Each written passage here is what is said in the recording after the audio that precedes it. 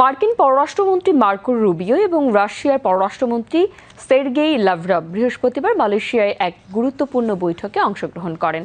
Ukraine যুদ্ধ দীর্ঘায়িত হওয়ায় মার্কিন প্রেসিডেন্ট ডোনাল্ড ট্রাম্প রুশ প্রেসিডেন্ট ভ্লাদিমির পুতিনের প্রতি ক্রমশ হতাশ হয়ে পড়ছেন।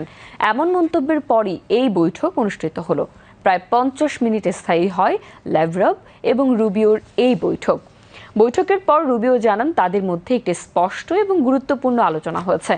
তিনি ট্রাম্পের হতাশা পুনর্ব্যক্ত করে বলেন, রাশিয়ার পক্ষ থেকে নমনীয়তা দেখা যায়নি। রুবিও জোর দিয়ে বলেন, এই সংঘাত কিভাবে শেষ হতে পারে সে বিষয়ে একটি রোডম্যাপ দরকার। রুবিও ও লাভরভের মধ্যে একটি দ্বিতীয় সরাসরি বৈঠক। এর আগে গত ফেব্রুয়ারিতে সৌদি আরবে ইউক্রেন যুদ্ধ নিয়ে এই দুই শীর্ষ কূটনীতিক বৈঠকে বসেছিলেন। এদিকে রুবিও লাভরভের বৈঠকের দিন সকালেই রাশিয়ার ড্রোন এবং ক্ষেপণাস্ত্র ইউক্রেনের রাজধানীতে আঘাত হানে।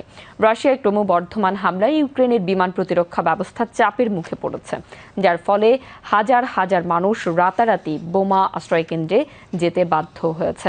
এদিকে ইউক্রেনের প্রেসিডেন্ট ভ্লাদিমির জেলেনস্কি জানান, রাশিয়ায় 18টি ক্ষেপণাস্ত্র এবং প্রায় 400টি ড্রোন দিয়ে হামলা চালিয়েছে, যা মূলত রাজধানী কিয়েভকে লক্ষ্য করে পরিচালিত হয়েছে। এর আগে রাতে মস্কো তাদের ছোট প্রতিবেশী দেশটির ওপর রেকর্ড 728টি ড্রোন দিয়ে হামলা চালিয়েছিল।